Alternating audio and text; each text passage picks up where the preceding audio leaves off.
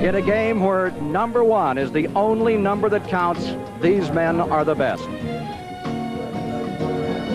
They're the best at high speed. Their commitment has to be total. Their bravery has to be complete. But the mark of these giants is their ability to improvise. Improvisation is the name of the game when you come to the place they are about to race on today. 1, the pit road is an armed camp. 2 different teams of competitors out here today, and they're angry. And 2 is the story of this race. Let's deal first with the race itself, Dan. 200 miles, 100 laps, hot. 2 miles per lap, a D-shaped track, 22-degree bankings in the turns, even a 12-degree banking at the start-finish line. It's the fastest track on the USAC Championship Trail, and it's not the smoothest track. It's very rough, very difficult to set up the chassis. 4-cylinder versus 8-cylinder, and it's really boiled over here. The anger came out in the qualifying today. The 4-cylinders electing to run at about 75 miles an hour. The 8-cylinders running at a full bore of over 200 miles per hour. Dan, tell us just a bit about it. Well, it's a real modern-day protest. I'm surprised they didn't carry placards, but it amounts to complaining about the fact that everyone during qualification must carry a boost limiting device, and it seems to penalize the 4-cylinder cars more than the 8s. The 4-cylinder boys feel that they just don't have a chance in qualifying, and they're trying to get attention to that problem. There's a lot more to that story. We're going to be covering it in the course of our coverage today. In the pits for us, let's go to Paul Page. This is the pole car of Tom Sneva, the fastest qualifier here today at 210.7 miles an hour on this high bank speedway. But there will be another interesting story developing in the pits today. There is a new USAC rule to try and help clear up scoring problems that develop when the yellow light is turned down. What they are going to do is keep the pace car out on the track and close the pits until the cars have grouped up behind the pace car. Then when they are ready, they will open the pits and the cars will be allowed in. That should mean quite a dash when it actually develops. Ken? Thank you, Paul. Nice to have Paul Page with us. Brock Yates is at Talladega, Alabama, and incidentally there at the halfway mark, Cale Yarborough is in front, Lenny Pond is in second. 2 weeks from this past Saturday, you'll see the highlights of the Talladega 500 on the CBS Sports Spectacular, along, of course, with the Traverse from Saratoga, and what a great horse race that's going to be. It's going to be a busy weekend of racing the 19th and 20th with Talladega and the Traverse on Saturday, and on Sunday, USAC racing live from Milwaukee. That's what's coming up on CBS just 2 weeks away. I think perhaps the biggest story of the year, Dan, has been the story of Al Unser, a guy coming in with a brand new car and winning 2 of the 500-mile races that USAC runs. They run 3 each year. Al Unser is a very special guy to many of us. And earlier we had an opportunity to give you an in-depth look at one of the great racing champions of all time. For years, the Unsers have been the first family of American motorsport. Dad, Mom, Al, Louis the mechanic, Bobby. A 4th brother, Jerry, lost his life at Indianapolis. Car 56 had a new wild one in it back in 1957. It was Al Unser tearing up those bullpens in New Mexico in races where oftentimes the purse was worth about as much as the trophy itself. The Unsers, they'd come out of Colorado Springs, Colorado in the shadow of Pikes Peak, and that truly is where the Unser family learned to drive. Al won it twice. In 1965, Al Unser went to Indianapolis for the first time, qualified 32nd, finished 9th, Rookie of the Year. Since then, he's gone on to win Indy 3 times, and now could become the first driver in history to win the United States Auto Club's Triple Crown. After 21 years, now a 3-time Indianapolis champion, 35 United States Auto Club championship car victories, it all has to be pretty gratifying, Al. Well, Ken, it really is to have a racing career like I've had. It's fantastic. But what makes it all neat is I got a son, 16 years old, that just won his first main event in the sprint cars the other night and did a fantastic job. Did you watch him? No, I wished I could have. I don't know if I'm ready to handle all that. I watched him the week before and he ran second, and he almost won the feature. But it's just the greatest feeling in the world to see your son out there doing the same thing you love, you know, and there's no match to it. And the lineage will continue. Unsers, true kings of American motor speedways. Al Unser has qualified well for today's race. He is in the 4th row. Outside, he will be starting in 8th position in car number 2. And there you see the national standings going into today's 11th event of the USAC Championship Trail. Tommy Sneva's first, Unser's in 2nd, Dallenbach is in 3rd. Incidentally, there are 400 points to the winner of today's race. You USAC aficionados, it's 400 points for today's race here. It's based upon purse. And there you see the remainder of the top 10 in this great competition of the United States Auto Club. And these guys are just about set to go here live, the Texas 200 from the Texas World Speedway.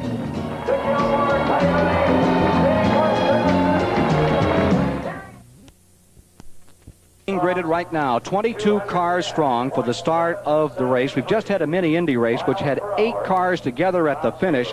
Then one car took a terrible crash, rolling over about 10 times. The driver was all right, but it was some race. Harold McDonald victorious over Bill Alsop in 2nd place and John Wood in 3rd. And now here we see the Indianapolis cars capable over 200 miles an hour. And here's Tommy Sneva's car number 1 on the pole. Now remember, Sneva has not won a race this year, but he's number 1 on the championship trail. He is consistent. Tom Sneva's number 1, the pole sitter for today's race, qualified at 210.773. And you know who this is. This is A.J. Foyt. Won here in 1976 in a 150-mile event, but he's won so many races. And there's the giant himself, A.J., moving his umbrella, trying to keep a little bit of the heat out of the cockpit of his Foyt Coyote Gilmore Racing Team car. A.J. Foyt will start 2nd. He qualified, Dan, at 208 miles an hour. My old teammate, A.J. Foyt. Your old teammate? Yes. At Le Mans. We shared the car at Le Mans. That's right. Yes. Row number 2. Now here's a story. Rick Mears, number 7. This is the kid Roger Penske won in a motorcycle ride with, liked, and hired him, and he's won 2 races this year. Sophomore driver from Phoenix, Arizona, Penske Cosworth, and he's qualified at 208 miles an hour. He'll be starting this number 7 in the 3rd position. Flanking him, one of the most likable people, but certainly a firebrand of the racetrack, it's Johnny Rutherford of Fort Worth, Texas, the only 2-time winner here at the Texas World Speedway. And there you see him, just about ready to hitch up the helmet and get the cockpit set up and get into this automobile race. Johnny has the spirit. He's a perennial rookie. He really has a spirit. Row number 3, starting in the 5th position for today's race, will be the gentleman from Colorado, formerly out of New Jersey, and there is Wally Dallenbach in car number 6, a McLaren Cosworth, who qualified at 201 miles per hour. I'd sure like to see him get a win today. I think Judd Phillips has the car working the best that Wally has had so far this year. He's very pleased with it. You're watching live as the drivers prepare for the start of this 200-mile USAC race, and there's a car. Gee, I don't know who that belongs to, but they say Bobby Unser is going to drive it. Dan Gurney, it says there on the right side. From Albuquerque, New Mexico, 2-time Indianapolis winner, Unser, ready to go. His brother also in this race, an Eagle Cosworth. What about it, Daniel? Is this thing ready to win? You bet. You bet. It's a long way, 200 miles. We have 5 cars to go, right? That's right. Let's go back to row 4 after we took a look at Dan Gurney's Eagle that Bobby Unser will be chauffeuring today. In the 7th position is car number 8. Brownsburg, Indiana driver, the Fletcher Racing Team car for Pancho Carter. And there is Pancho getting ready to go. He's due for a win. He drove for you last year. This car ran very fast in practice yesterday. It was the 2nd fastest in practice. I think that Pancho is particularly good on the high bank tracks. He's super in sprint cars, and he was going very well last year here in our car. Now notice they're putting that cool hat over the top of his head. That's that system to keep the body a little cooler. It has the capillary tubes with the ice water being pumped through it, and I'm sure it helps somewhat. Starting beside him today will be Al Unser in the car number 2 as they continue to try to wrestle Pancho Carter into his... And there's Gordon Johncock getting ready. Remember now, he is one of those 4-cylinder powered Drake Offenhauser people, and he will be starting well back on the grid because he didn't run very fast. Earlier, we talked to Gordon Johncock, who was the spokesman for the 4-cylinder people, about his concerns, why they ran this protest of slow laps today. And Johncock was very lucid. He wanted to talk about this subject, and here's what Gordon Johncock had to say. We got to make Well, I really don't know.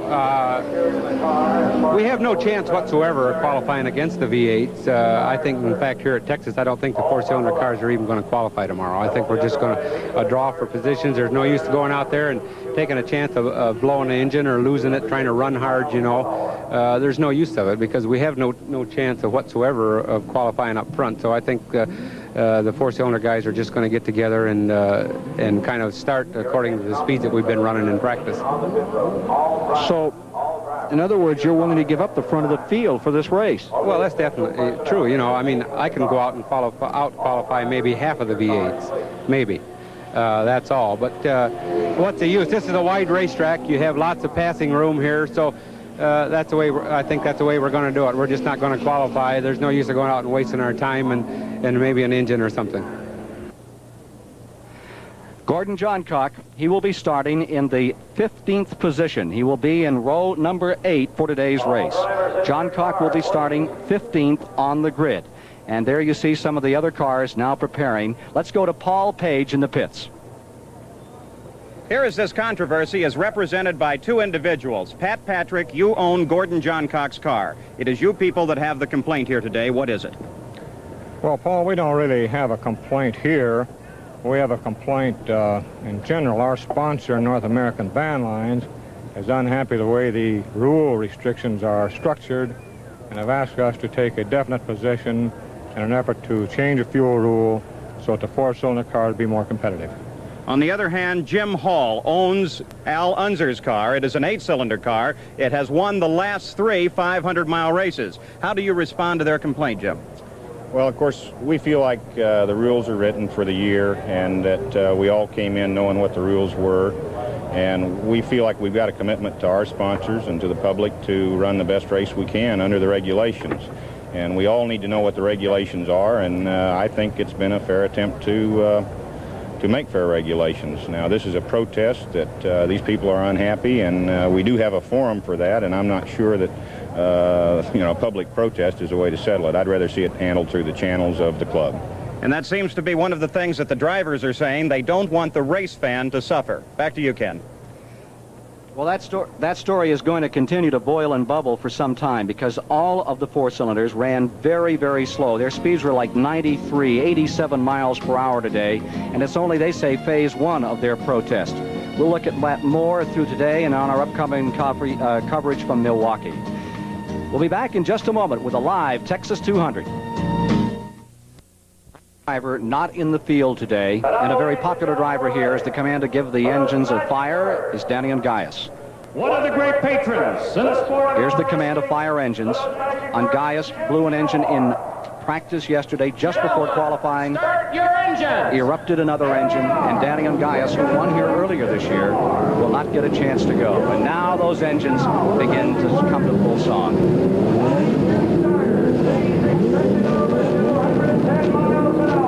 Danny did turn fastest unofficial time during practice, so I know they really feel bad.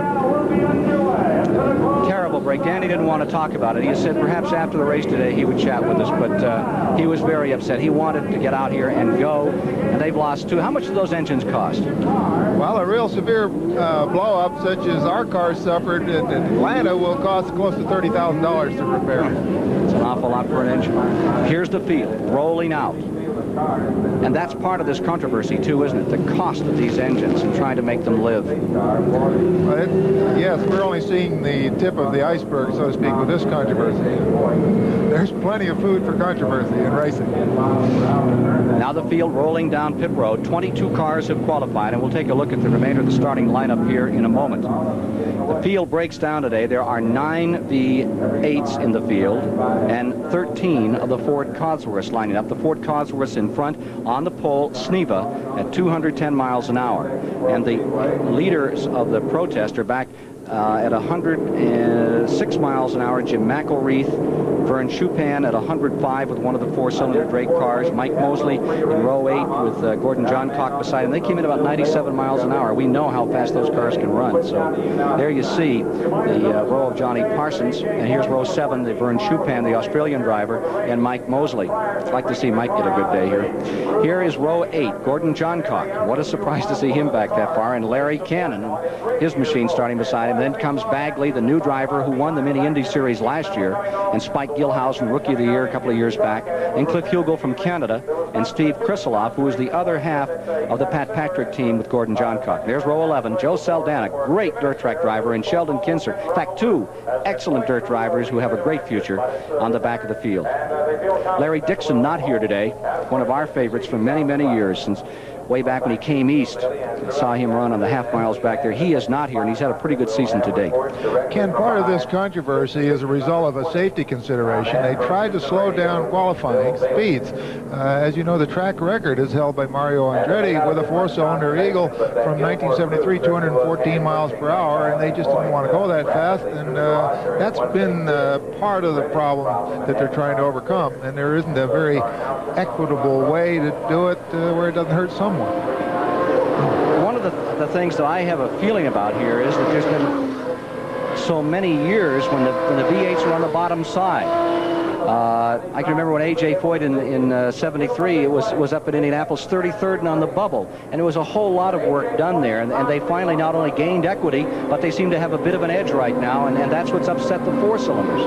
Well, they do have an edge, and when turbocharging first came in, why it was done so with the four-cylinder, and at that time all of a sudden they had an edge over the V8s, which were dominant before turbocharging. So it cycles up and down. If one has compassion for anyone in this game, it would be for Richard King, the head of USAC. What a hard year it has been for him. He lost all of his officers, the top cadre that he had in that terrible plane crash shortly before Indianapolis.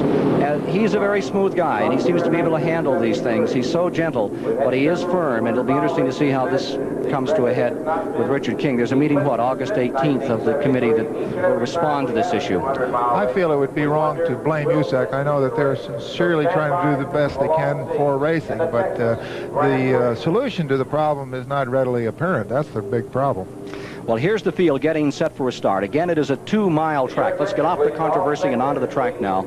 It's about 2 degrees, just enough to let the water run off on the backstretch. George Schneider, who brought out one of the Penske cars. Penske put 3 cars in the race. That car has dropped off and come down on the inside of the track. That's a 22-degree bank as you look at turn number 3. And that, of course, is where Al Unser crashed and was hospitalized in practice in the first race we came to here at Texas this year.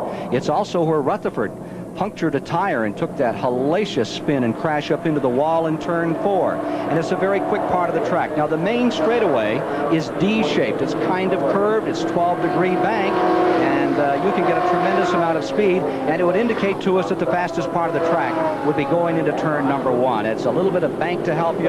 It's also a bump in turn number 1 that you'll see. Now they're giving the motion to bring the cars together. They're lining up one more lap, and they will be racing.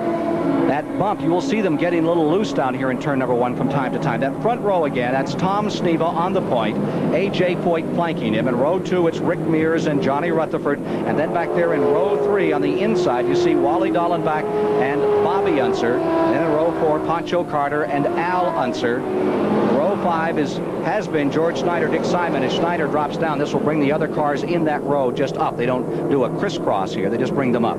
Now, in the race, they don't have to carry the turbocharger limiting device, so I think we'll see Gordon Johncock making his way to the front. That's Schneider out back. Aha.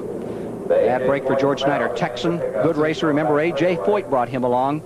Had a lot of hopes for this driver, and when the opportunity came today, Penske looking around, he popped Schneider in. I'm sorry, incorrect. That's the team car, and that would be Tommy Sneva out there all by himself. Schneider out on the back of the field. Now they're lining up for the start. That is Tom Sneva, who is looking for his first win of the season. A.J. Foyt is beside him as we get down to a start. 3 of the Penske cars are here. Rick Mears, winner of 2 events this year. Sneva, number 1 in the standings for the Penske team, and they come to the line getting ready for the green flag. Out of turn 4. There's the start.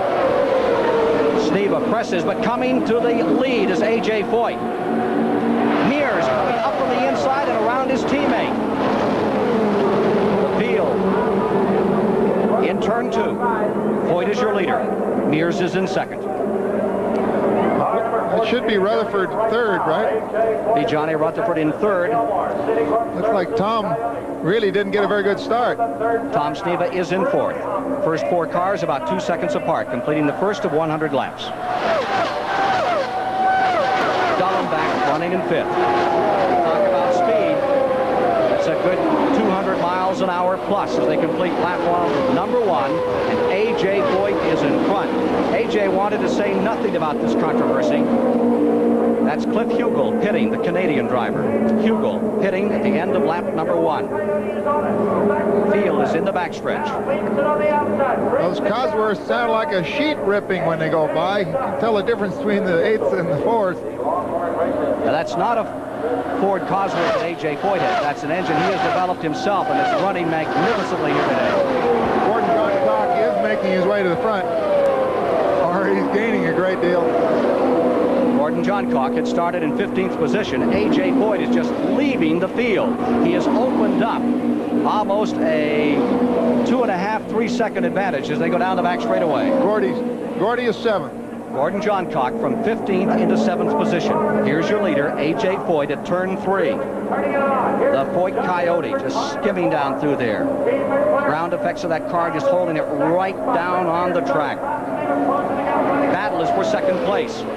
To the line, Rutherford is second. The Penske cars are side by side with Sneva on the inside. That's Mears on the outside, and Sneva goes back into third. Mears dropping to fourth. 2 Texans and a man from Spokane, Washington, then a California. Coming around to complete lap number 4, A.J. Foyt, the all-time winner on the USAC Trail. The man who has won Indianapolis 4 times. Nobody else has done it. Here he comes. He's really pouring on the coal. Rutherford is second. Sneva running in third. Mears is in fourth. Wally Dallenbach is in fifth. And Gordon Johncock has really put his boot in it. He's pulled into 7th position from 15th at the start. A.J. Foyt, the amazing one, over 40 years of age, self-trained, beautiful driver, moving that steering wheel just about 8 degrees as he maneuvers through turn 3. He's into turn 4. And Super Texas looking super today. Battle for second place. Battle coming down for second place. Rutherford is being challenged. On the inside, it is Tom Sneva, and Sneva goes for second. Will he make it? He has Rutherford high. Tom Sneva now second. Now it's going to be fuel mileage raising its head. These men are going to have to be able to make that 1.8 miles a gallon, or else. How much fuel? 120 gallons total, including whatever is in the pits, in the lines, in the cars. Only 120. 5 laps down. There you see Roger Penske very concerned with 2 top cars. Remember, he had Mario Andretti driving you the last time. 1 car running very slowly. That would appear to be Vern Schuppan's car, the Australian driver. He had some trouble out here in practice early. Is coming down into the pit road area. Over to Indianapolis this year, his 10th USAC event. Vern Schuppan, very good in Formula 5000, wants very much to drive these championship cars, and the Australian is now on pit road. A.J. Foyt is in the backstretch. Turn 3. And that's a good 205 miles an hour you're watching there by A.J. Foyt in a bumpy track. And Sheldon Kinser, who started on the back of the grid today, injured earlier this year and missed a couple of events. Sheldon Kinser, car number 24, is now on pit road. So the attrition rate begins to develop early out here today. Foyt stays in front, and nobody stays anywhere near him. He's just floating away from the field. Sneva's second, Rutherford third, Mears fourth, Wally Dallenbach fifth, Gordon Johncock more and more moving. He's up to 6th position now, just outside the top 5. Announce. Unser has just pitted. You're seeing him go back on the track. He was in for 15.5 seconds. Certainly an unscheduled stop for the winner of the Pocono 500, the Schaefer 500, and the Indy 500 this year. That triple crown of USAC. We're watching Johnny Parsons, number 16, coming in a bit early. Here's Parsons on pit road. You could see him lock up his right front wheel as he tried to stop on the line. There's a guy who's due for a win. You bet. He really is good. Up in 6th position now, Bobby Unser back to 7th, Johncock.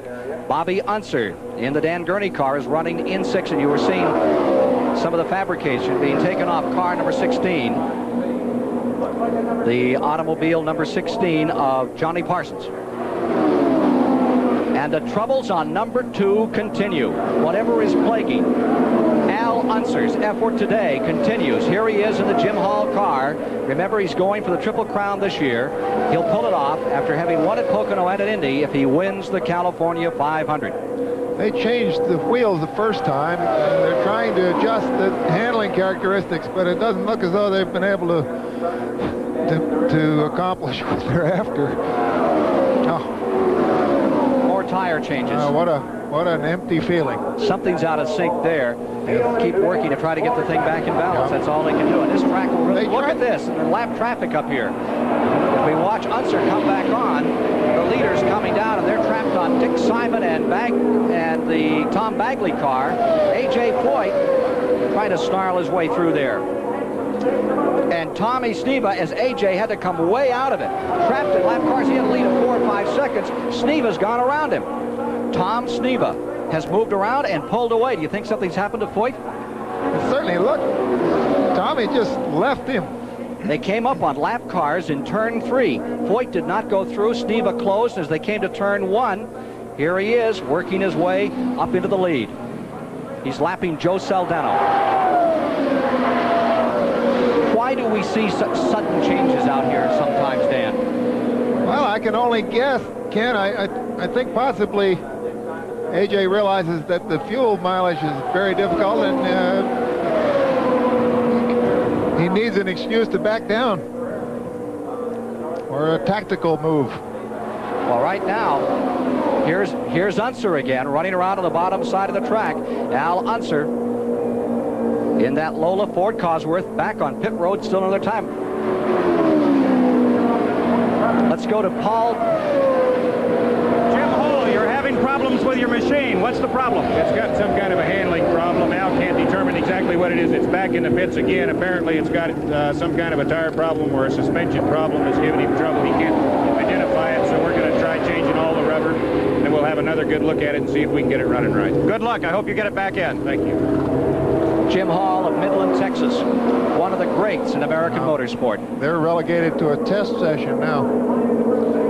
Pushing Unser back out as Sneva has taken the lead. A.J. Foyt now is in the 2nd position. And they're trying different size tires on there to see if that can affect the handling. Running 3rd is Johnny Rutherford. Showing 4th is Rick Mears by our count at the present time. Mears will be running in the 4th position, and up to 5th would come Gordon Johncock.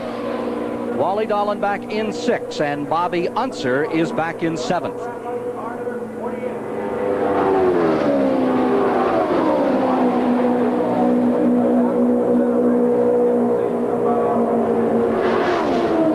Coming down out of turn number 4, pulling up on the lapped automobile of Jim McElreath, about to be lapped, is the lead car of Tom Sneva, and directly behind him is A.J. Foyt, about 200 yards back. That's Jim McElreath, the 50-year-old elder statesman of this game, about to be overlapped by Sneva. Unser is back in the pits. Al Unser is back in the pits another time, running very slowly. On the bottom of the track is Cannon. Boom, boom, Cannon. Isn't booming very well today. Back to Paul Page in the pits. Here we have Johnny Parsons, Jr., a driver of one of the 4-cylinder cars. Johnny, you're out of the race. What happened? Well, we're not sure. Maybe something with the mag, Paul. We had to run a lot of spark in it just to keep up with the V8s. We're at such a disadvantage with horsepower. When we do that, we take a chance of, well, losing the mag and also burning a piston. And or if we run enough fuel through it, we'll just run out of fuel. But that's all we can do, just trying to keep up with them. There has been some complaint during practice about the track being a little rough and it being very hot here. Did that affect your operation? Not today, no. We were ready for the heat, and the track is always rough here in Texas. And no, we were ready to go racing, but we just didn't last very long. Johnny Parsons, Jr., out of the race, Ken. 11th race of the year, and the attrition rate continues to build in this event. A.J. Foyt currently in second place and trying to close on Sneva. The interval between them now about 3 seconds between Foyt in second and the leader, Tom Sneva, trying for his first win of the year. Midway back in 1977 was his last victory. High attrition rate, high temperatures today, 135, 140 degree cockpit heat. It's about 100 degrees right down on the asphalt now here at this Texas track where it's 200 miles, 100 laps of competition. Sneva out in front, Penske car, and here is Tom Bagley, the mini Indy champion of last year, who switched to the championship cars for this season, and he has his blue and yellow colors on pit road. Bagley, number 22. Wife works in the crew there with him. George Bignotti checking his position very carefully here. His driver came from 15th, flew his way up into the 4th position. Gordon Johncock in the number 20 car of the Pat Patrick team. Leader continues to be Sneva. Tom Sneva is first. A.J. Foyt remains in second. Stabilized in third is Mears. Then comes Rutherford in fourth. Gordon Johncock is in fifth. Here in our live coverage of the Texas 200.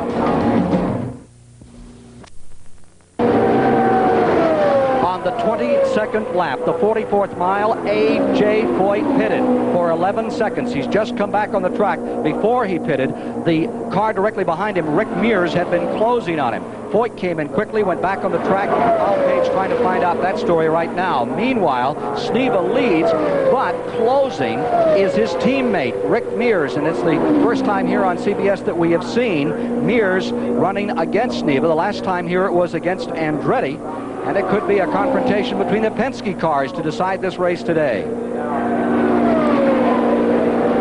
Waiting to see if there will be a pit stop among these lead automobiles in the next 2 or 3 laps. How about it, Dan? Well, A.J. came in at 46 miles. I think that's far too soon, so he had some other problem. Now here he is just behind the leader, only a lap down. But could he have rectified it in 11 seconds? It was such a quick pit stop. He could have, but it's not very likely, Ken. He's back at full pace again, full song. Here he is out of turn 2. Doesn't take very long to get a lap down on this racetrack. It's 2 miles, but boy, do they come around this thing, like in 34 seconds to cover 2 miles. I think now A.J. is pushing Tom Sneva. Now they're both pulling away from Rick Mears. Second place is the Mears car at the present time. Running in third is still Rutherford. And Rutherford is having a very good second half of the season. In his last 4 races, he has finished no worse than second.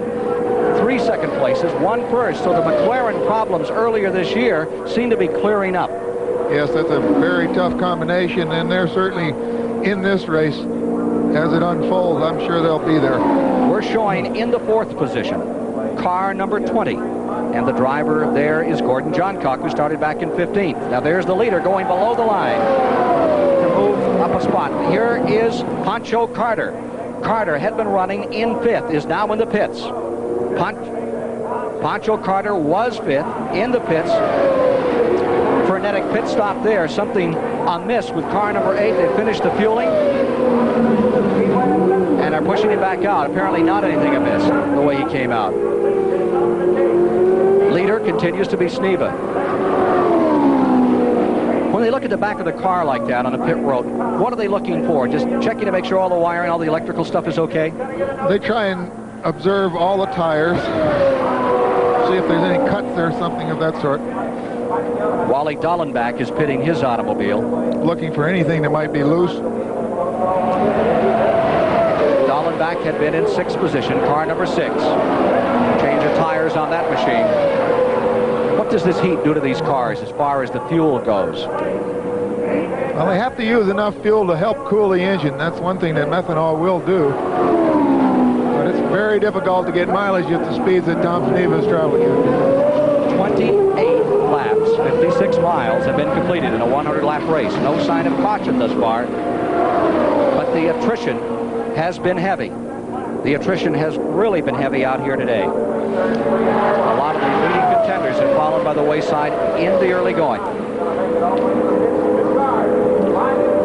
Now they they may be pitting both of the... Here comes Rick Mears in number 7. You're watching as the car comes down into the pits. Good shot. Rutherford is pitting. John Rutherford is in as well. Mike Mosley is in as well. You can see the fire protective hoods that the crewmen wear. Nomex hoods. Caution is on the track for the first time. There is a caution on the track. There is a car that has dropped onto the bottom of turn 4, running very slowly, may have run out of fuel. Does that look like what I think it looks like? I think you're right, Ken. It's Dan Gurney's car that's brought out the caution. No. I don't think so. No, I think you're right that it ran out of fuel. Gehlhausen. Excuse me. Spike Gehlhausen's car. Saw that yellow on the front, and I thought it was the Eagle. We don't have yellow Eagles. Yellow and red. Push truck immediately out there. Our Eagles are very brave. To bring in car number 19, Spike Gehlhausen. That was a tough break for Rick Mears to have to stop on the green. Now we'll see what this will bunch up the field. This will gather the field back up as they pick up Spike Gehlhausen's automobile in turn number 4. Gehlhausen's car number 19 comes out a little thin up here in the 4th turn, and the field is bunching. Now remember, for the first time, they are not allowing the cars on pit road. Pit road is blocked until all the cars have grouped behind the pace car. Right, Daniel? That's right, Ken, and it's conceivable. It just occurred to me that they could run out of fuel while they were not allowed in the pit. All the cars could run out of fuel. Let's see what happens here, because this is a critical time. We're up to, what, 30 laps? Also, the great opportunity for AJ, he's been able to unlap himself now because the pit car lines up, the pace car lines up in front of the leader, and of course AJ was a lap down, so he's waved on past the pace car, and he will be able to regain that lap. Gordon Johncock down on the bottom of turn 4. Let's see if he's going to come in, if they're going to let them in. And apparently the pit road is open. We see one car coming down into the pits, and that is the car of Sneva. Let's go to Paul Page. Here comes Tom Sneva into the pits. We'll see if this is routine. Of course, Dan Gurney brought up the very serious question of if they delay it, these cars were right on the time when they would be making their routine pit stops about 60 miles out into the race. Apparently no problems here. Tom Sneva takes on a load of fuel. They do not change the tires, and he is back to the competition under the yellow. Again, the new rule today, and you can see Johncock on the bottom below the pace car itchy to get in the pits. The new rule is they will bunch the cars back up to make it easier in scoring and to keep these cars together. Here's a late story from Paul Page. Let's go there. Well, we saw A.J. Foyt make a pit stop ahead of everyone else. It was not what one would have considered a scheduled pit stop. I talked with John Fisher, one of his crew members, and asked him why they did it. He reminded me that A.J. Foyt runs the race team from the cockpit of the car. The answer was because he wanted to. It may pay off for him now. There's the 48 car. Bobby Unser in the Gurney Eagle coming back on the track. It looked as though they managed to kill the engine during that pit stop. It's a good time to kill it, though, under caution rather than a little later on. Ken, one of the reasons that they're running down low is because if they're up on the banking, they can run out of fuel that much easier. Here come a flock of cars on the pit road, led by Gordon Johncock. Johncock is the first of the group in. Following him is his teammate, Krisiloff. Both of the McNaughty cars in. Foyt is returning to the pits, as is Pancho Carter and Dick Simon. Those cars are all on pit road. Tom Bagley's automobile has been in the pits for some time. There's Gordon Johncock's pit crew going to work. This is under caution. First caution of the day coming at lap 30. Johncock back on the track. 4-cylinder automobile battling the V8s out here. Pace car gathering up the field. Dick Simon's car comes back out. Also returning is Pancho Carter. Foyt is in for some time. It's under caution, so he's not losing a lap here. Now, there's your pace car on the back straightaway as you watch Dick Simon come out of the pits, followed by Pancho Carter. Simon, number 17, from San Luis Obispo Capistrano, is on the track, getting ready to get back into this fracas, looking for a USAC championship car win. Changing the wing angle on the They say there's a jackrabbit on the track. This has been some day for unusual events, Daniel. We'll return with more live action from the Texas 200 right after this word from your local station. And you'll see, Neil, that they've got the tow truck out there for the Pace car is up in turn number 3. The field is all back together, and I would have Rick Mears as the leader at this point. Mears for the first spot, and I believe Johnny Rutherford for second. I say that the scoreboard has just gone south for a little while here. Well, they try to figure it out after the series of pit stop, but it would seem that Rick Mears would have the lead with Rutherford in second spot, and that would put Tommy Sneva back in third. Field coming down for a start. They will take one more lap before they are turned loose and give us a chance to review them for you as they come to the line, and they will be completing the 34th of 100 laps. It's Mears in first, Rutherford in second. Third would be Sneva, and fourth would be Bobby Unser. Fourth would be Unser. Fifth, Krisiloff or Johncock. What do you think, Dan? Oh, I would say Johncock, but it is confusing at this moment. Krisiloff is being listed in the next position back, and they say that Wally Dallenbach has dropped a lap down in that car number 6. They say that Dallenbach has dropped a lap off. That is the report from scoring. I'd wait on that for just a moment. Let's go to Paul Page for the story on A.J. Foyt's automobile. Okay, A.J. Foyt had a long pit stop. During that pit stop, they raised the rear wing. Now, that means that apparently the car was sliding with the back end just a little bit. They have raised the wing. That gives it a greater attack angle into the air and forces the back end to stay on the ground. He's back in the competition now. Thank you, Paul. A.J. Foyt trying to get a little better bite to do a little stronger digging off that second turn and off this fourth turn here at the Texas World Speedway. That's a desperate thing to do during a race, Ken. Very difficult to do it the right amount. Why? Well, he could do it a little bit too much and cause the front end to push or understeer and burn up his front tires. So Pace car is coming in, and the resumption of this live United States Auto Club Championship car race for 200 miles comes down for the end of its 35th lap, and they are under green. And watch Johnny Rutherford as he goes after the leader, young Rick Mears. Had his start in off-road racing out of the desert, the star of the Baja race for so many years. Young Mears is in front, and he's pulling away from Rutherford as they go down the back straightaway. For the first time out since the caution flag, there is Mears with the advantage. Mears in front. Here's Rick Mears coming into turns 3 and 4.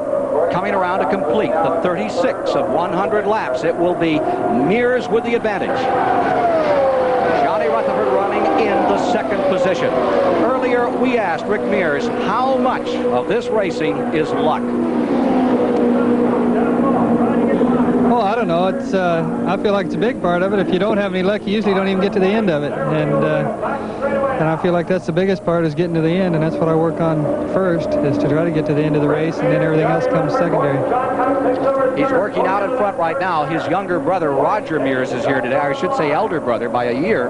Roger is here hoping to get in Indy cars next year. Back to the line they come, and this will complete the 37th lap. Still Mears in first. Rutherford in second.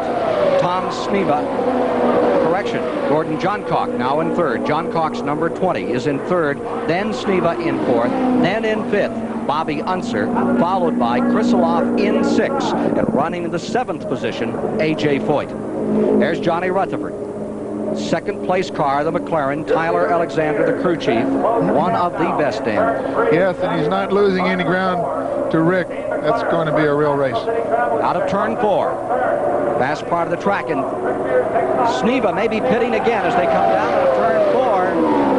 Tom Sneva, the number 1 car, number 1 of the USAC Championship Trail, is pitting another time. The leaders are into turn 1. Definitely an unscheduled stop. They push him right back out again.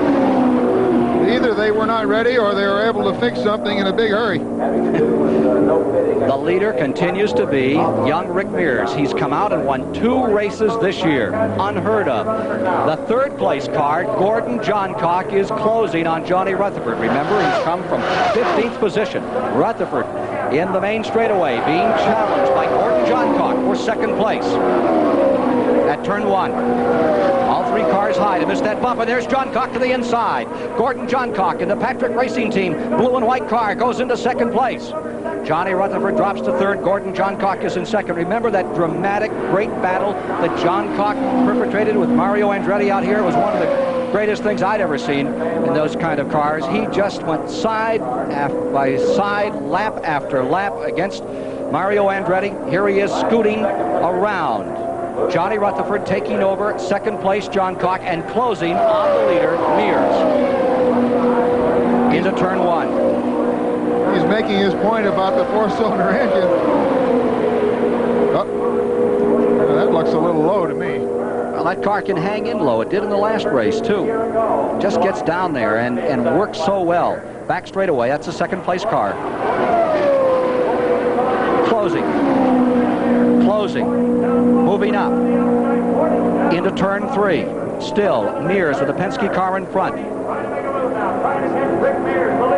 Into the main straightaway. Gordon Johncock is just a few car lengths back from the leader. They have completed now. The consultation flag is out. A black flag is out for Dan Gurney's car. Consultation flag just being displayed here to Dan Gurney's automobile. They have just completed the 40th lap. 40th lap is completed. Joe Saldano comes across the line running very slowly. Paul Page has a report on that short stop by Tommy Sneva. Let's go to it. I think I know. Well, Ken, apparently it was just an assessment of a penalty. Now, neither the Penske team nor I are really sure what happened on the race course, but apparently Tom Sneva just did something. USAC pulled him in, stopped him for a second, sent him out. That is his penalty. Unser, Bobby Unser, in the Gurney Eagle is on pit road. I can give you a guess, Ken. I think that they did come into the pits earlier without permission. And they're being penalized. New rule. They're being penalized a lap. I bet you like the new rule, Dan. Just great. The difference there was that our crew put on fuel and the Penske crew didn't. They'd only been out a lap or two when they were brought in. Mears is first. Johncock is second, and Mears unrelenting in trying to hold on to that lead. Notice that the advantage is still very much Mears. He seems to have pulled away a bit now. Gained back about 150 feet from Johncock. It had been whittled away. Johncock had been reeling him in for about 4 laps. Now Mears has taken an extra brave pill as he goes down into turn number 3. Really on it now.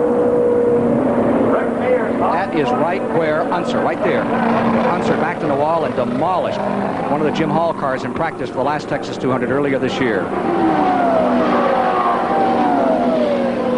We'll be getting the interval between that first and second place car as they speed by here at the line. Diving beneath lap cars is Rick Mears.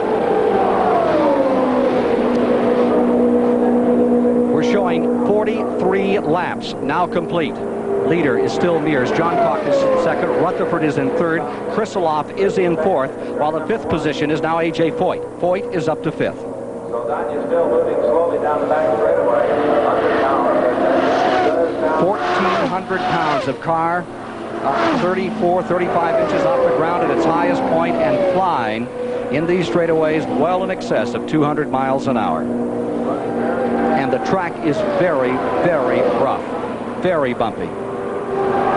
Rick Mears, a sensational new name in the United States Auto Club Racing, is leading, going for his third victory of the season. Can he hold on against Gordon Johncock, Johnny Rutherford? We'll see.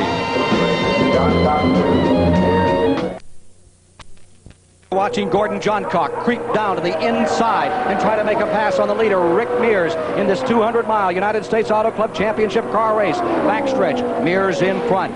Gordon Johncock in second. Johncock creeping, crawling down the inside, has the advantage at turn 3. Maybe. Mears right back on the outside. Woo. For a kid, he sure can run. Oh, tremendous driver, showing great maturity. He's up against the toughest there is, right there with Gordon Johncock. Side by side in turn 1. Gordon Johncock down low. Mears hangs high on the outside, and he's back in front. Mears' groove looks a little bit faster. There it is. That's pure horsepower, and it's costing him a lot of fuel, Ken. Meanwhile, Sneva is back in the pits. Tom Sneva comes back in the pits. When they come by this time, halfway. 50 laps down, 50 laps to go. The halfway mark is on the field. Here are the leaders coming by. First and second place. Sneva is still in.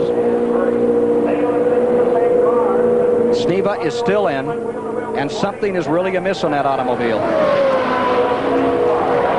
Johncock pulling away. Sneva apparently killed the engine. They've changing that right front tire. A lot of work on that Penske automobile. Meanwhile, the leader is Gordon Johncock. Here he is at turn number 4. Advantage about 25 car lengths. Trouble up in turn 2. One car has socked the wall hard in the second turn.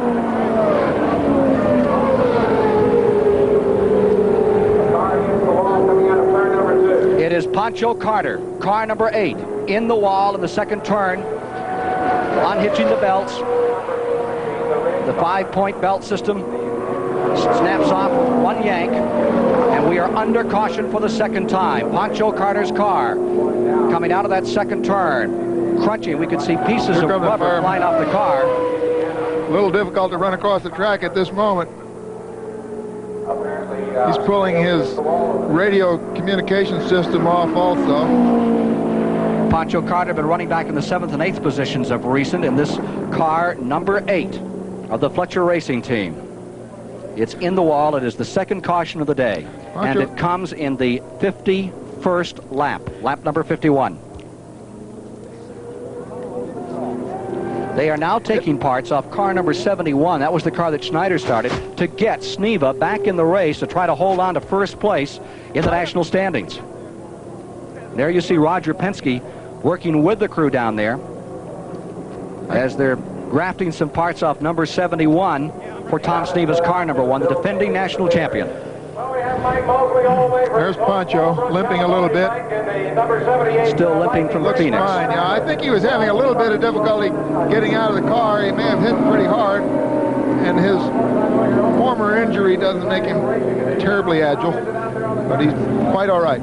Tom Sneva still sitting there anxiously waiting to get back in this race and try to defend his national crown. Average speed has been 169.861 miles per hour, and that'll take an elevator ride down as we're in the second caution of the day here in our live coverage of this 200-mile race from the Texas World Speedway at College Station, Texas. Sneva just sitting there waiting, hoping that he can get back in this thing. 400 points. Let's go to Paul Page in the pits. But Ken, what they're going to do is take the shock absorber off of the backup car from the right rear of the car. They're going to replace it on Tom Sneva's car and put him back into the competition. Apparently a problem with the shock, though it's not defined here. They decided to change it. Remember, there are 400 points for the victory, and the difference between the first and second position automobiles in the standings just isn't that much. It's about 632 right now, and if he finished back on this, we would have perhaps a new leader by the time we finished at Milwaukee, with Al Unser challenging in second and Wally Dallenbach in third. There is a special report from CBS News, and let's go to New York for that right now. Saturday and Sunday, October the 28th and the 29th. Well, those were the standings just prior to the caution here at the Texas 200, with Gordon Johncock leading, Rick Mears in second, Rutherford third, Krisiloff in fourth, Bobby Unser in fifth, and they are all running in the same lap. As you see, they're taking away the Pancho Carter car, which has crashed and brought out the second caution of the day. We are now in the 52nd of 100 laps here at College Station, Texas. Tom Sneva is coming back on the track after his crew has done a magnificent job of repairing his machine as they cannibalize their training car, their T car, the one that Mario Andretti sometimes drives. George Schneider was driving today, and put him back in the race as he tries to maintain the #1 position in the United States Auto Club. Here is Gordon Johncock in the pits, and what a run he has made from 15th position to take the lead. With Dan Gurney and Paul Page, I'm Ken Squire, and we'll be back for the green flag resumption in just a moment.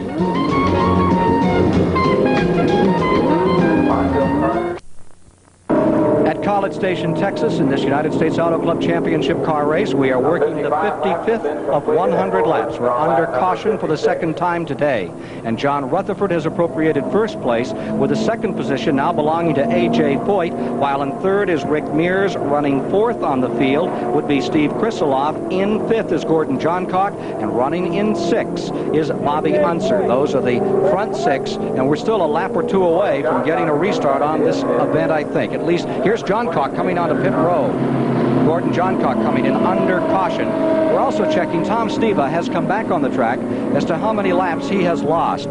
Car number 20, Gordon Johncock, now on pit road. Car number 1 is reported as 4 laps down. Car number 1 is reported as 4 laps down. Remind you that in the NFL preseason competition, it's the Dallas Cowboys and the Denver Broncos. That's next Saturday, 3 p.m. CBS Sports kicking off its 23rd consecutive season of NFL coverage with a preseason game with the Cowboys taking on the Broncos in a rematch of Super Bowl 12. 4 laps down is car number 1. Tom Sneva. Tom Sneva running behind the leaders by 4 laps. The front 6 automobiles remain all in the same lap. The front 6 cars are all in the same lap, and the safety crews have now come around off turn number 4. Here is the pace car up in turn number 3, and directly behind him is McElreath. Johnny Rutherford is running out in front. We do appreciate all the records that do assist here. Looking for his second win in the second half of the season. And the McLaren, which was having all kinds of problems earlier, has certainly shown its stuff in the last 4 races. But the controversy we talked about earlier continues between the 4-cylinder, the Drake Offenhauser cars, and the Ford Cosworth V8s. And we talked to Johnny Rutherford about this to get his views. Here's what Johnny Rutherford had to say about it. Well, I think that's an unfortunate corner that we have painted ourselves into because of the availability of engines and parts, the state of the art. Again, I referred to the V8 over the 4-cylinder. It's obvious that the V8 is a better, stronger racing engine. I have driven top engines of both, the 4-cylinder and the V8, and the V8 is a lot stronger. It's a lot better racing engine. So right now, the availability of engines and parts, if the 4-cylinder cars now were to place an order, I was just talking to someone who said they went to Cosworth to place an order for engines for next year, so they would have some and be competitive. They said April would be the earliest date they could receive an engine. That's a long way off to wait for engines to get competitive with this field. We're getting ready for a restart. The pace car has dropped off in turn number 4, has come back on pit road. The green flag is about to be given the field as they come around 58th lap. And as they come to the line, the first car to the stripe will be car number 48, Dan Gurney's car. And I think, Dan, that means you're running on the end of that lead lap. Right or wrong? Could be, Ken. I'm going to wait and see. The leaders trying to close in are Mears in the 7 car, the 4 car of Rutherford, and the 14 automobile of A.J. Foyt. Joe Saldano just came by another lap, and it sounds like a popcorn machine out there. Now we're watching car number 48 in the front of the field as they come down off the corner. He could be on the tail end of the previous lap. The leader is being shown as number 14, A.J. Foyt. So Foyt in first, Rutherford in second, Mears in third, and they are indicating that the Bobby Unser car is running in 6th place on the tail end of the lead lap. Now there's A.J. Foyt going into turn number 2. Foyt with the advantage over Johnny Rutherford in second. Paul Page is standing by with one of the drivers out of the race. Pancho Carter, you were running well, then you hit the wall hard. What happened? Apparently right front tire blew going in the first turn, and it caused the car to quit steering, and I hit the fence pretty hard and then rode it clear around to almost the back straightaway. You're here in the pit, so you're apparently all right. Is there any damage we can't see? No, as far as I can tell, I'm fine. A little bruised, maybe it hit pretty hard, but the car held up pretty good. It took the whole right side off of it, but it held up good enough in the cockpit area that I wasn't injured at all. It looked like you were running well. Was the car handling properly? We'd made a change on the last yellow when I made my second stop, and the car was handling real well. I passed quite a few cars, and the car felt extremely well. I thought we could have maybe had a good finish. Well, Pancho Carter, we're glad you're all right. We hope the car isn't damaged too badly. Thank you. His half-brother is also out of the race, Johnny Parsons. Larry Cannon went out with a broken gear shifter. Gehlhausen is out with engine problems. Tom Bagley is out with turbo problems. Mike Mosley is retired from the race. And as you saw right there, that was Pancho Carter. You Carter fans, it's not a good day. is out with engine problems. Tom Bagley is out with turbo problems. Mike Mosley has retired from the race. And as you saw right there, that was Pancho Carter. Carter fans, it's not a good day. Car number 8 out of competition.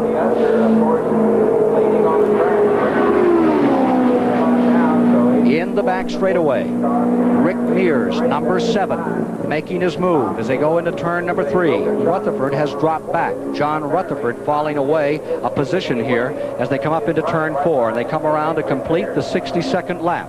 As they do, A.J. Foyt is in front, but he can't close on the 6th place car just in front of him, Unser.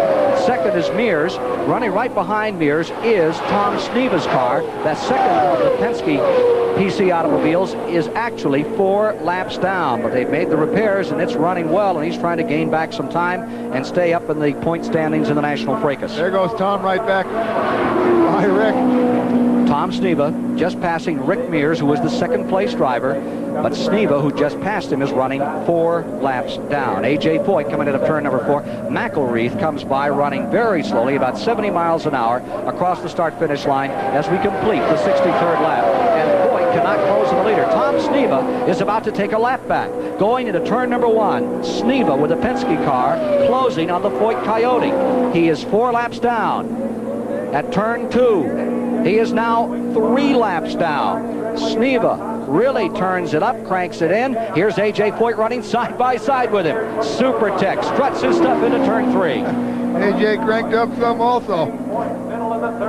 Side by side once again. And we have a car running slowly on the back straightaway. It could be Mears. Side by side. Still coming down into the straightaway. That's amazing running on this very bumpy track. A.J. leading by 4 laps. It looks like a battle for the lead. They just won't give up out there. Mears has come to a halt down in turn number 3. Rick Mears has come to a halt. His teammate Sneva running side by side for the last 2 laps with A.J. Foyt. Rick Mears, who was out for his 3rd win of the season, having trouble and has dropped down to the inside. I don't think he's going to make it back to the pits, which would bring out perhaps the 3rd caution of the day. Coming around, Bobby Unser going beneath him into turn number 1 is Sneva, who is now running 3 laps down from the leader, A.J. Foyt. And there is Rick Mears trying, I think you're right about to gallop this car back. That should bring out another yellow. That would be the 3rd caution of the day. Real rashy yellow fever out here in this Texas 200-mile USAC championship car race today. This would enable Tom and Bobby to regain that lap if they can stay ahead of AJ. Yellow is out. Caution is on the track. They race to the line. And this will give Bobby Unser a chance to circulate all the way around the track and rejoin the leaders. Foyt could not contain him. We're just getting a report on Talladega. Remember, that's coming up. You're going to see highlights of the Talladega 500 2 weeks from this past Saturday. It's the 19th of August. Along with the Travers, there's Rick Mears' car coming to a halt. So we hope he'll be with us. A great race weekend. Let's go to Paul Page down in the pits. He has a report on the problems of the Penske cars. Well, Jim McGee, the crew chief on the Penske machine, is talking with Rick Mears on the 2-way radio. Rick Mears reported that something is wrong in the gearbox. They don't know what it is. They don't know if it will keep him out of the race, but at the moment it doesn't look good. Thank you, Paul. Here is a bulletin from Talladega, Alabama.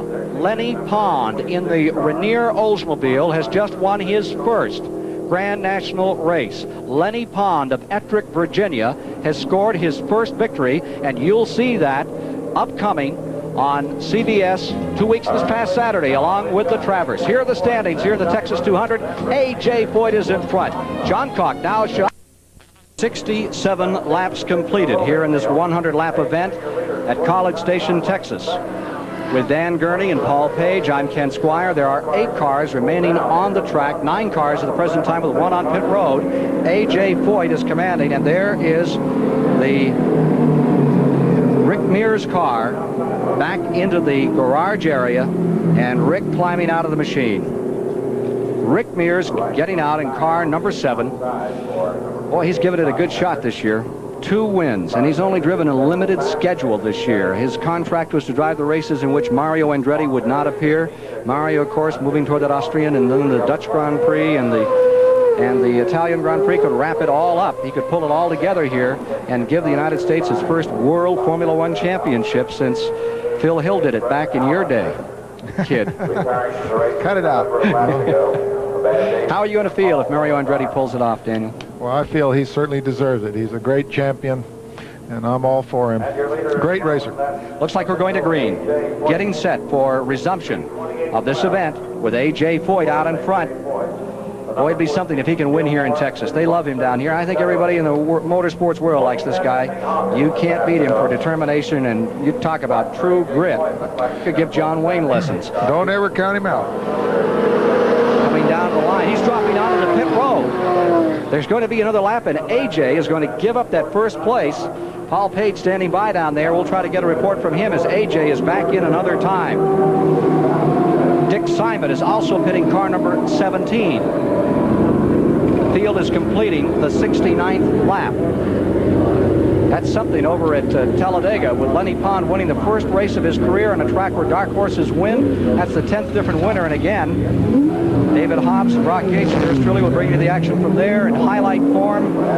2 weeks this past Saturday, along with the Travers. What a day that's going to be. If Aladar meets affirmed, the following day we'll be in Milwaukee for live coverage of the United States Auto Club Championship car race there. Great weekend for racing enthusiasts, whether it's four-footed or four-wheeled. Back straightaway, Johncock again has the lead.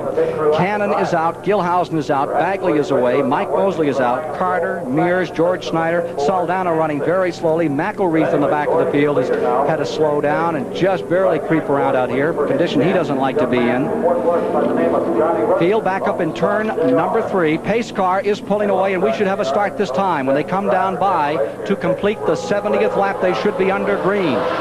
AJ is back on the course and with the field in the tail end, and number 20, Gordon Johncock, will have first place with Johnny Rutherford in second. Rutherford in the second position. I believe Steve Krisiloff would be third. A.J. Foyt will be in fourth as they go to turn 1. That bump is down on the inside of number 1, and though you can't see it on the screen, it will wrench the steering wheel. Unser, Bobby Unser pitting. Car number 48, the Gurney car is in. Your stomach just drop out there, fella? That's got to hurt, Dan. Engine has died on the machine. Johncock is in the lead.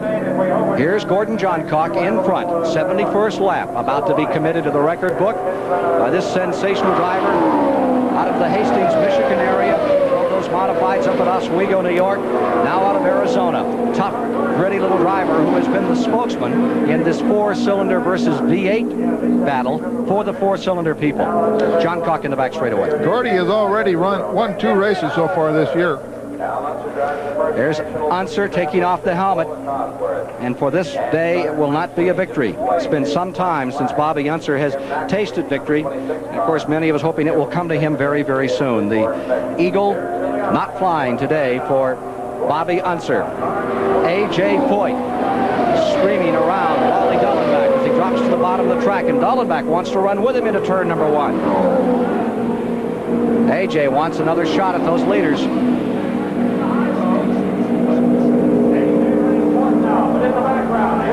8 o'clock Eastern Time tonight, CBS News will have a special report on the death of Pope Paul. That's 8 o'clock tonight on CBS. Leadership coming up for perhaps a change. Car number 20, Johncock, is in front.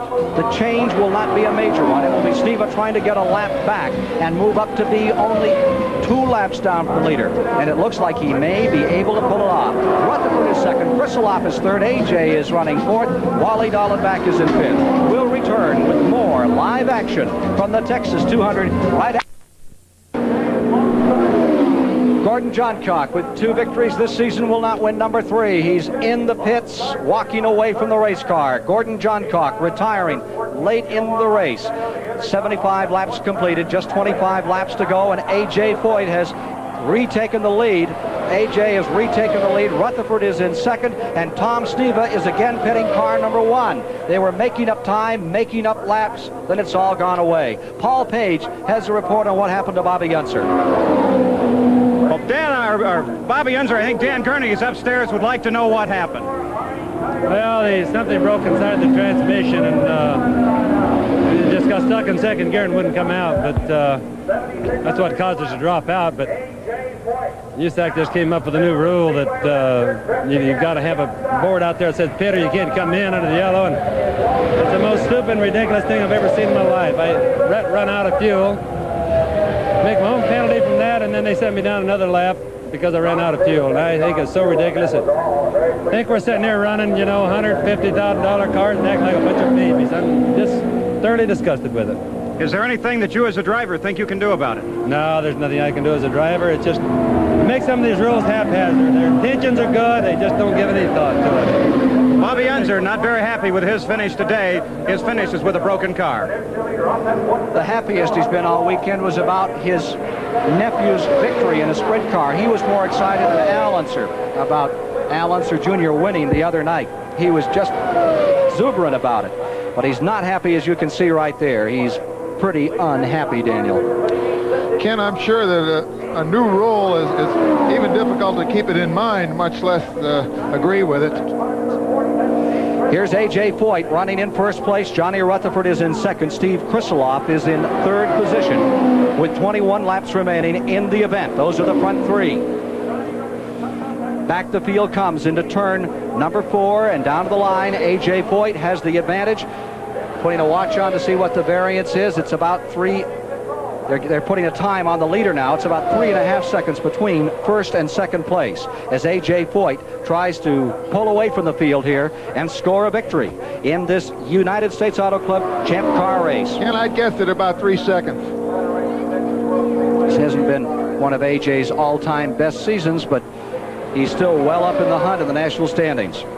Remember, this is a 2-mile track as you watch the seconds tick away. The man who has just won race after race, no one can come close to his mark. 36 4/10 seconds, 197.802 mile-an-hour average for Foyt for one lap late in the going. That's very fast at this point in the race. Ken? 7 cars left on the track at the present time. 7 machines left, and the heat and this track has really taken its toll, Dan. It looks at the moment like Super Tex is pulling away from Lone Star JR. The 2 Texans leading the Texas World Speedway. The sweep for the Texans, the way it's going right now, and the interval continues to build up. You can see between the red car and the white car with the lap car in between. That's Joe Saldano, who's had an off again, on again, Finnegan kind of afternoon. He's back out there and trying to stay with the program, but it's all AJ's to talk about right now. The attrition here today, extremely high dropout rate. Looking for his 60th. Unbelievable. Remember now the man in second, Mario Andretti, or rather Al Unser, with 34 victories. I think earlier we might have said 35 Al Unser. It's 34 victories for Al Unser and 32 for Mario Andretti as they come around. And we're getting an actual clocking on interval now between Foyt running in the first position. And here comes to the line Rutherford. It's now 5 seconds as A.J. Foyt continues to pull away. A report on Gordon Johncock. Here's Paul.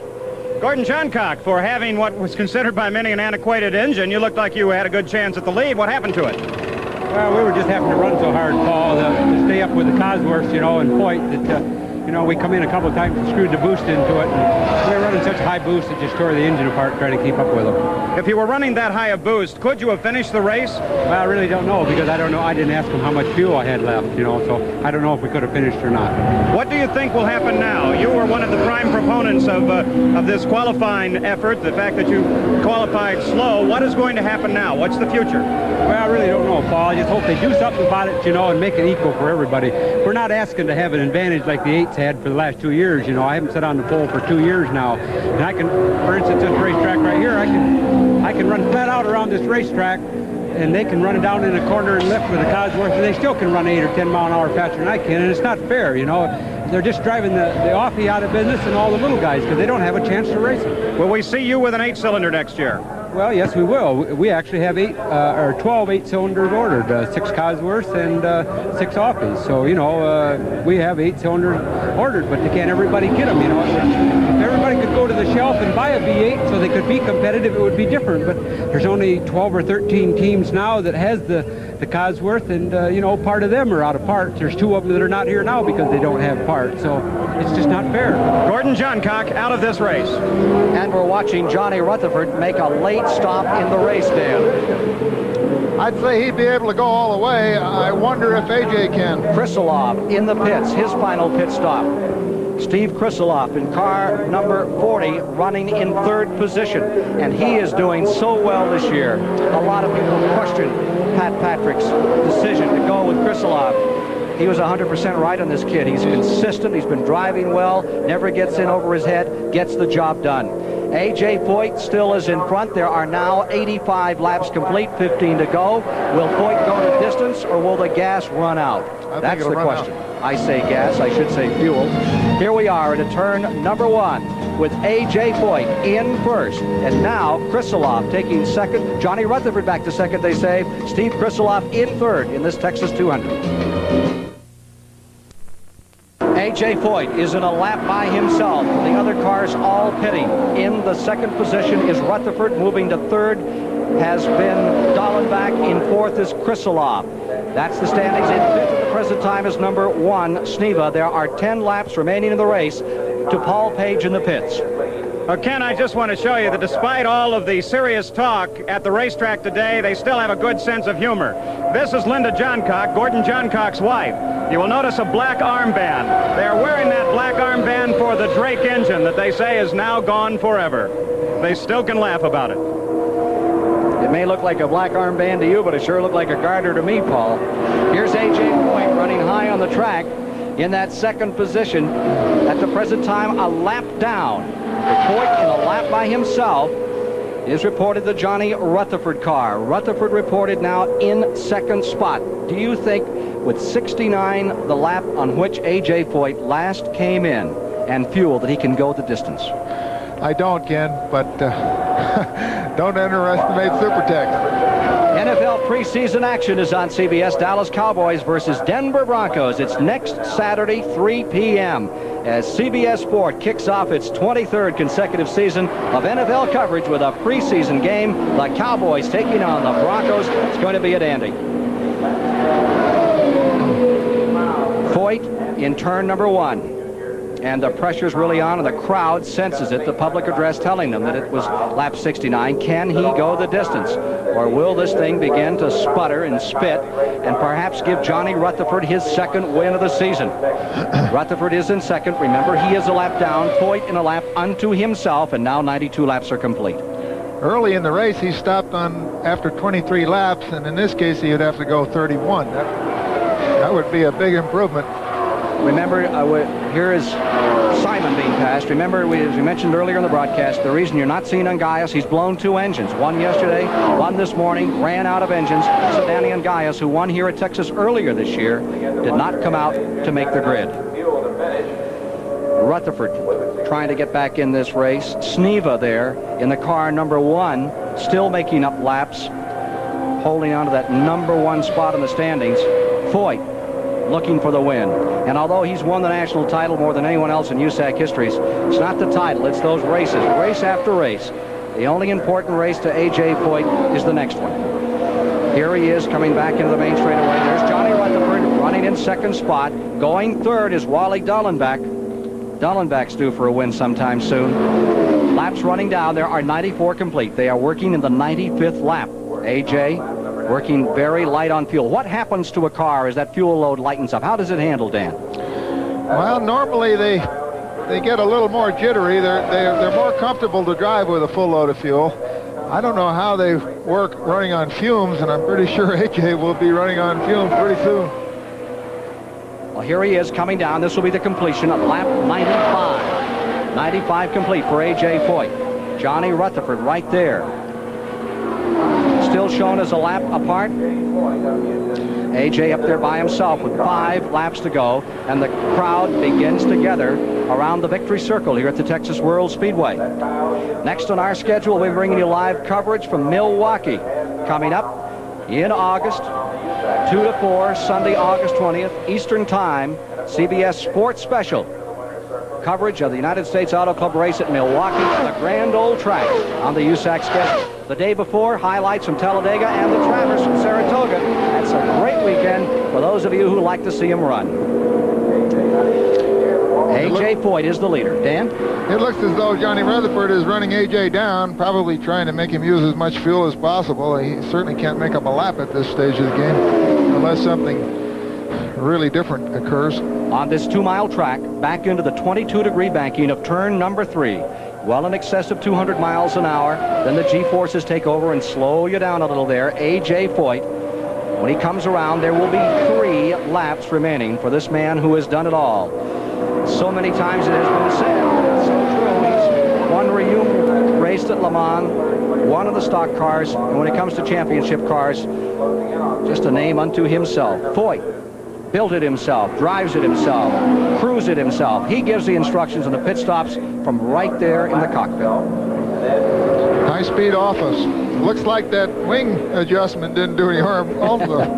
He laps Krisiloff, Steve Krisiloff, the 3rd place car being lapped. Krisiloff now 2 laps down. You see him there on the top of the screen. Here comes Rutherford putting Krisiloff a lap down to him. Rutherford running in 2nd place, a lap away. And now there are 2 laps remaining. 2 laps to go. Foyt in command. This is the shaky time because the only lap that counts is coming up. And so many times, those who seem to have such great control over these races, who can live through it all, do all the right moves, and make all the right adjustments as they make those quick pit stops, in that last lap, they'll hear that strange sound that says it's not their day. 1 lap to go as Foyt comes around. Rutherford closing. Rutherford moving up, wants to get a lap back. The white flag is out, indicative of a lap remaining. Foyt is still alive. Big, brawny, strong Texan. Goes down into turn number 1. The Jim Gilmore car. Jim Gilmore gave the command to fire the engines, and he'll be the man in victory lane to greet his own driver as this race comes to conclusion. A nice day for the Gilmores from Michigan. Foyt in the backstretch. Rutherford just behind him by about 100 feet into turn number 3. And this Texas crowd will explode. This is their driver, and the Texans are lining them up to come across the line. Rutherford comes up on the outside. They will finish 1st and 2nd. Rutherford 1 lap down as they come to the strike. It's Texas, the Lone Star folks, finishing 1st and 2nd here in this 200-mile Texas event, Dan. A.J. Foyt has won it. Johnny Rutherford comes in 2nd place.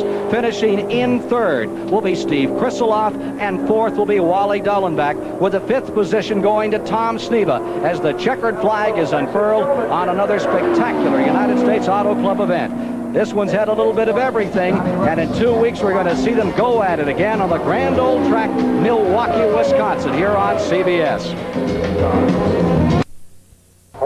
After averaging 159 miles an hour, A.J. Foyt has won the 60th race of his career. He's in victory lane. Let's go to Paul Page. A.J. Foyt has pulled in his number 14 Gilmore Coyote into victory lane here. A.J. Foyt, it's been a long time, and you've done it in front of a Texas crowd. Does that make it extra special? It really does. If you got to win, I want to win in front of my hometown people. But all in all, I won this race for my mother's in the hospital and Di Gilmore. A.J. Foyt. A.J. Foyt climbing out of the car. His mother in the hospital. He's been under a lot of pressure. A lot of pressure here today. We'll let A.J. have just a moment because it, as you saw, it seemed to choke him up just a minute. We'll step back now. A.J. Foyt, let me ask you. You came in early, in the early part of the race. It appeared to be an unscheduled pit stop. It's something that you wanted. Why did you do that? Was that the strategy? Well, not really, no. The car was handling beautiful, and we got loose, and I was just about ready to spin, and I've crashed here a couple times, and that's not the most fortunate thing that you can do. So my crew worked fantastic this year. We're finally getting our act together, and we made and put a smaller right rear tire change on, and which helped the chassis a lot. And you know, we just didn't have a lot of time to start it. We've had our problems all year, but like I say, you know, my mother went to the hospital this week. Di Gilmore, our sponsor, and Jim's here with me, is going to have to be operated on Tuesday. So all in all, much as both of them love racing, neither one was here. So this win meant a lot to me for them. Well, AJ, I'm sure they're seeing you here today on CBS, and they know that you have done well and that you are a happy man. I'm sure they're happy for you. Earlier in the year, you were quoted as saying that you were not spending as much attention to racing as you should. Was that a true statement? It really was. I haven't. My crew is already starting construction and planning on what we're going to build next year, because this car's been, since 1973, it's been a very competitive car. It's a very good car. I think it's a safe car. It's a fast car. But, you know, everybody's kind of caught up with us, and I think some of them's passed us. But you can see how my crew come back and worked hard today. They're not quitters. We've been on bottom before, and we're not planning on staying there, because you'll see me run for a couple more years, and that's about it. AJ Foyt, you are a winner here under a little bit of controversy, well, a large controversy for USAC. Do you have a reaction to it? I don't know what you're really talking about, to be honest with you. AJ Foyt wins an 8-cylinder car, and he is the winner here in the Texas 200 at College Station. AJ Foyt. Ken? Since 1960, he's been a name to reckon with, and he will be for some years to come, as you just heard him say. The marvelous Mr. Foyt. Some people call him rough and gruff, but when he wants to be, he can be the most sensitive and quiet and introspective person you could hope to meet. A great day for Foyt. And Johnny Rutherford has finished in second. Johnny started to drive in today as if he was coming to pit road, and then he drove right up to pit road and then faked it and turned left, and he's down there now with Paul Page. Here's Johnny Rutherford. Johnny Rutherford's second place car, and when you drove past the victory circle, you kind of darted up here like you belonged. Well, I still feel like maybe there's an outside chance. We're going to check the scoring, you know, just to see for sure that we were second, because we don't know. AJ made a long green stop, and we're going to want to find out naturally. But he drove a heck of a race, and you know, he deserves to be up here if we can't be. About midway through the race, there was a conversation going on the radios between you and Tyler Alexander and Betty scoring on the stand for you about your position in the race. Now, that's what you're not sure about. Specifically, where is the question? Well, we think that maybe AJ made a long green stop and one yellow stop, and we made all of ours on the yellow, you know. Anyway, listen to AJ. He drove a heck of a race, and like I say, if we can't be here, he deserves to be. Of course, it doesn't hurt at all for two Texans to be 1-2 at a Texas race, does it? No, it really doesn't. Johnny Rutherford, second place car, yet there is some question in his mind, and they'll have to resolve that. Well, as the matter stands, Foyt would win the 60th race of his career. It spans the time since 1960 to the present. His last win was at Mossport in 1977.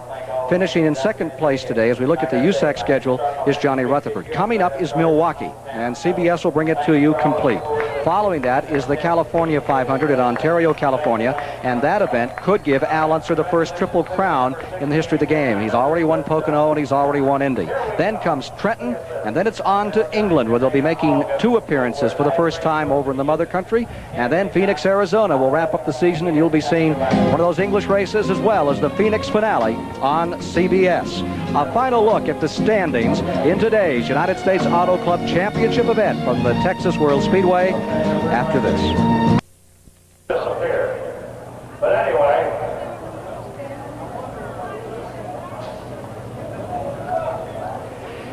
At College Station, Texas, the tempers are still erupting out here. Here's Steve Krisiloff, who was walking up toward the pit area. Now he's talking with Johnny Rutherford, and there was some kind of a brouhaha that started down there. Did you understand it, Dan? No, I didn't, but one of AJ's big old Texas crewmen just carried him out bodily, and I think that ended it. Let's go to Paul Page. Well, Steve Krisiloff had come up here. He is the third place car, the first 4-cylinder car. He stepped over to the car and said something to Foyt, apparently about the race on the track. Foyt reacted very violently. Apparently it was a criticism by Krisiloff, though we did not hear it and the crew would not tell us exactly what was said. Foyt then reached out, grabbed for Krisiloff. There was a bit of a struggle, but the crew stepped in instantly. And then John Fisher, who is a giant man on the Foyt crew, literally picked Krisiloff up, carried him out of the victory circle. They said this is not the place, and it was over. Well, that's the story of what happened here at the end of the race. It has been some day. All kinds of controversy, and there is Krisiloff being carried away. I've heard about folks getting carried away at an auto race, but that's the first time I ever saw him carried away like that, Dan. Big John is like a great big grizzly bear. That's a bear hug. Well, Krisiloff was unhappy, but Foyt was having no part of it, nor was his crew. Let's take a look at the final standings in this race, which has been something else here today at College Station, Texas. A.J. Foyt wins the 60th United States Auto Club race of his career. First one since Mossport a year ago.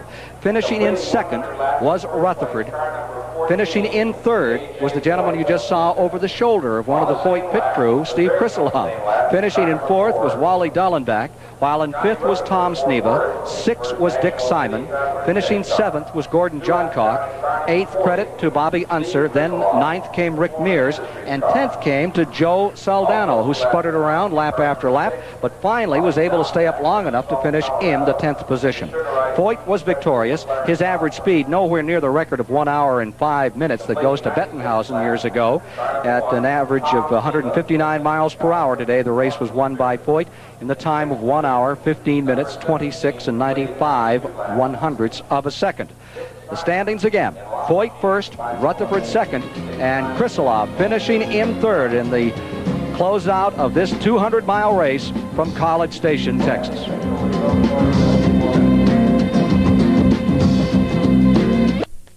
Car being taken back to the garage area here at College Station, Texas. Never a dull moment, that's for sure, today. And here's another report on that incident at the end of the event from Paul Page. Well, of course, Ken, A.J. Foyt made it back to the garage area, but not without controversy. What happened, apparently, was Steve Krisiloff, the third-place finisher, stepped up to the side of Foyt's car and accused him of cheating under the yellow light. Foyt immediately reached out to grab Krisiloff, and there was a fight for a second, though no blows appeared to be landed. The crew stepped in and separated them, and he was finally carried out. But apparently the whole cause of it was Krisiloff accused Foyt of cheating under the yellow light. Thank you, Paul. Well, let's take a look at the finish in slow-mo. We've had a day with the V8s against the four-cylinders and controversy in qualifying, and then here's the finish again as they come out of turn number 4. Here is where Johnny Rutherford thinks he's won the race. Everyone unofficially had him a lap down. He thinks he put the nose of his car in front of A.J. Foyt. He did cross the finish line first, I believe. Now watch. He does, but then he would be a lap down. He'd just be making up the lap. He'd be out in front by about a foot at the finish. That's another controversy today, and it's gone on and on. The whole race has been embroiled in all kinds of conversation as well as in racing, and the temperatures today have been up in the hundreds. So has the controversy. Meanwhile, over at Talladega, Alabama, it's been a scorcher today, too. And on the phone with us is Brock Yates, who's been there. What happened in the Talladega 500 today, Brock? Ken, it was an incredible afternoon. Our old friend Lenny Pond, who's been seeking his first Grand National victory for I don't know how many years, finally did it after 5 second places. And the incredible part about it was he averaged 174.7 miles an hour. You're kidding. Which is the world closed course record for 500 miles at least. He beat Donnie Allison to the line in another Oldsmobile by about a car length. Cale Yarborough, who dominated most of the race in another Oldsmobile, was third, and Benny Parsons was fourth. There were 67 lead changes, if you can imagine it, Ken, and our old friend Buddy Baker did one lap at, get this, 201 miles an hour around here. And for those old taxi cabs that they run in Grand National Racing, that's really standing on the gas. Well, we're going to be getting to see that on August 19th. The Talladega 500 is part of a big double feature on the CBS Sports Spectacular. That's Saturday, August 19th with the Traverse, and Lenny Pond won it. I bet he was excited, Brock. It's incredible. He's tried so hard and come so close in so many of these races, and it was certainly one of the most popular victories in Grand National Racing in recent years. How many folks there? The place was full. It was very warm, probably not as warm as down in your part of the country, but it was in the mid-90s, and it looked like the stands were full. Another Bill France extravaganza. Okay. Well, thanks very much for calling, Brock, and we'll be seeing the highlights of that Talladega 500 with 174 mile an hour average for 500 miles. That's coming up on August 19th with the Traverse here on CBS. Back to Paul Page in the pits. So until you return here for the motorcycle races on October 28th and 29th, or for the Texas 250 USAC stock car race and the 3rd annual Texas Racing Champions on Saturday and Sunday. Apparently we have a malfunction down there in the pits with everything else that's happened today. Dan, that only fits in at this point. That's right. I bet we had more controversy here in Texas than they did in Alabama. Yeah, we set a record for it here today. There's no question about that. Everybody had something to say to everybody else. Not all of it was exactly a conversation over the dinner table either before it was all said and done this afternoon. The Mini Indy cars put on a whale of a race today, and the winner there was Harold McDonald, who is a lawyer and ran like Jack the Bear. He defeated Bill Alsop of Woodstock, Vermont. They came across into caution, but they had run back and forth forever, swapping the lead every lap. John Wood finished in third, and Ken Nichols finished in fourth. I think we're all set to go back to the pits again. Let's try Paul Page. Well, let's try it again. Tyler Alexander, there was a question during the mid-race about the scoring that was being officially posted. Are you satisfied now? During the middle of one of these races, there's always a question about who's running where because of all the pit stops. And yes, there is still some question in our mind as to just where we finished due to the leader, A.J. Foyt, stopping on yellows and us stopping on greens, and him stopping on greens and us on yellows and things like that. So we're just going to look. I think, there always is some confusion when there's a lot of pit stops. So at the moment we finished second. We'll look at the score sheet with USAC later on and see if there's any discrepancies. But, that's the way it goes. Tyler Alexander, Johnny Rutherford's crew chief. There's a question, but he's smiling while he says it. Thanks, Paul. Well, every day is an exciting one when it comes to championship car racing, but this one has been a day unto itself, Dan. Very unusual. Controversial weekend, that's all you can say. Where does it go from here? We're going to Milwaukee. What's going to happen? Well, it'll be 4 cylinders against 8, I'm sure, and I think the 4s will be a lot closer. You don't need to be much closer than Gordy is. Well, we'll see in 2 weeks from today here on CBS what is the next chapter in all of this that's happening in the United States Auto Club here on CBS. Congratulations to A.J. Foyt and the Gilmores for a great victory. CBS auto racing analyst David Hobbs was not only a friend but a teammate of Peterson's. Here is his tribute.